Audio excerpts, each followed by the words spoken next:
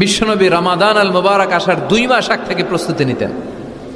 বিশ্বনবী দোয়া করতে শুরু করতেন রজব মাস থেকে, আর আল্লাহর কাছে বলতেন, আল্লাহুম্মা বারিক লানা ফি রজব ওয়া শাবান ওয়া বাল্লিগনা রমাদান। রজব শাবানে বরকতে দাও, রমজান মাসে গুনাহ ঝরাও।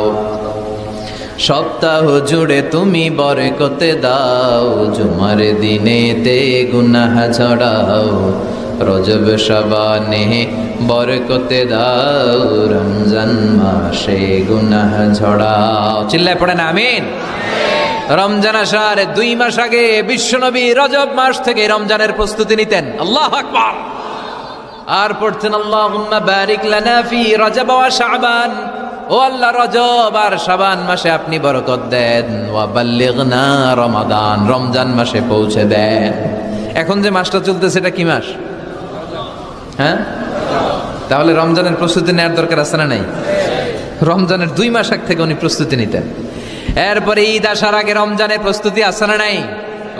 রমজানের ওই রোজার শেষে এলো খুশির ঈদ, তুই আপনাকে আজ বিলিয়ে দে শোন আসমানি তাকি।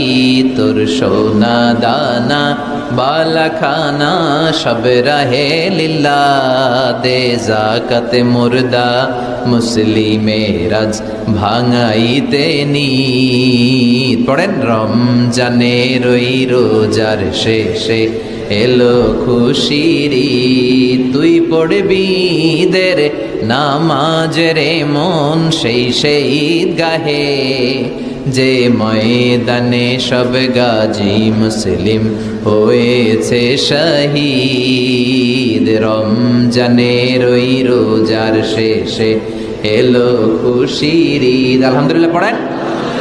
তার মানে নামাজের আগে প্রস্তুতি লাগে, রোজার আগে প্রস্তুতি লাগে, ঈদের আগেও প্রস্তুতি লাগে। এরপরে হজ যদি পালন করতে চান তারও প্রস্তুতির দরকার আছে না নেই?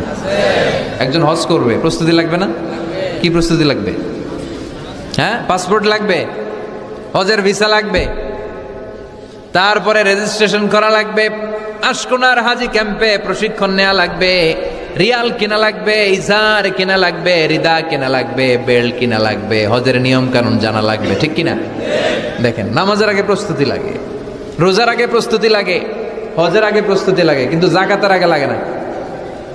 হ্যাঁ, জাকাতের জন্য 1 বছর আগ থেকে প্রস্তুতি নেওয়া লাগে।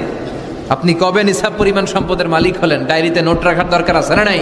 এজন্য সবসময় ইবাদত করতে হবে একজনের, তিনি কে? প্রশংসা করতে হবে একজনের, তিনি কে? জিকির করতে হবে একজনের, তিনি কে? বিশ্বনবী বলতেন, লা ইয়াজালু লিসানুকা রাতবান মিন যিকরিল্লাহ, তোমার জিহ্বাটা যেন সবসময় আল্লাহর জিকিরে, আল্লাহর স্মরণে ভিজে থাকে। আবার বিশ্বনবী বলতেন, হাব্বুল কালাম ইলাল্লাহি আরবা, আল্লাহর কাছে সবচাইতে প্রিয় কথা 4টি। কয়টি? সবাই বলেন কয়টি? 1 হচ্ছে সুবহানাল্লাহ, 2 হচ্ছে আলহামদুলিল্লাহ, 3 হচ্ছে লা ইলাহা ইল্লাল্লাহ, 4 হচ্ছে আল্লাহু আকবার। প্রথমটা কি? দ্বিতীয়টা? তৃতীয়টা? 4 নাম্বারটা? আবারও আওয়াজ করে সবাই পড়েন, প্রথমটা কি? দ্বিতীয়টা? তৃতীয়টা? চতুর্থটা? আহাব্বুল কালাম ইলাল্লাহি আরবা, আল্লাহর কাছে সবচাইতে প্রিয় কথা এই 4টা, সবচাইতে প্রিয় কথা। আর এই প্রতিটা কথার ভেতরে আল্লাহর নাম আছে না নাই? দেখেন, সুবহানাল্লাহ আল্লাহ আছে, আলহামদুলিল্লাহ, লা ইলাহা ইল্লাল্লাহ, আল্লাহু আকবার আছে না নাই? তার মানে জিকির করতে হলে ওই জিকিরের মধ্যে নাম থাকতে হবে কার? আল্লাহর নাম ছাড়া এদেশে অনেক জিকির আছে না নাই? লাফালাফি করে হুই হাই হুই হাই। জিকির হতে হবে তাদাররুআ ওয়া খুফিয়া, গোপনে, দুনাল জাহরি বিল কওল, চিৎকার চেঁচামেচি করে নয়। এদেশে অনেকে জিকিরও করে আবার বাসার আগায় উঠে যায়, আছে না নাই? আবার জিকির করতে করতে লাফাতে লাফাতে যিনি জিকির করে ওনার কাঁধের উপরে ওঠে, দেখছেন আপনারা? আমি এখন জিকির করাচ্ছি, তাসবিহ পড়াচ্ছি, আপনারা যদি লাফ দিয়ে আমার কাঁধে ওঠেন, আমি যাব কই?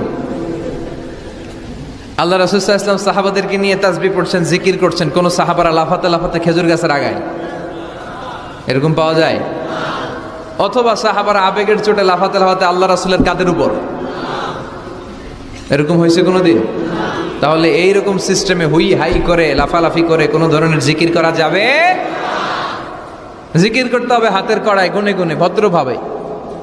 আব্দুল্লাহ ইবনে আমর ইবনে আস তিনি বর্ণনা করেন, রাআইতু রাসূলুল্লাহ সাল্লাল্লাহু আলাইহি ওয়াসাল্লাম ইয়াকিদু তাসবিহা বিয়ামিনি, আমি আল্লাহ রাসূলকে ডান হাতের গিড়ায় এভাবে আস্তে আস্তে তাসবিহ পড়তে দেখেছি। কোন হাতের গিড়ায়? নাকি বাম হাত? আমরা কোন পন্থী? সব নবীরা কোন পন্থী ছিল?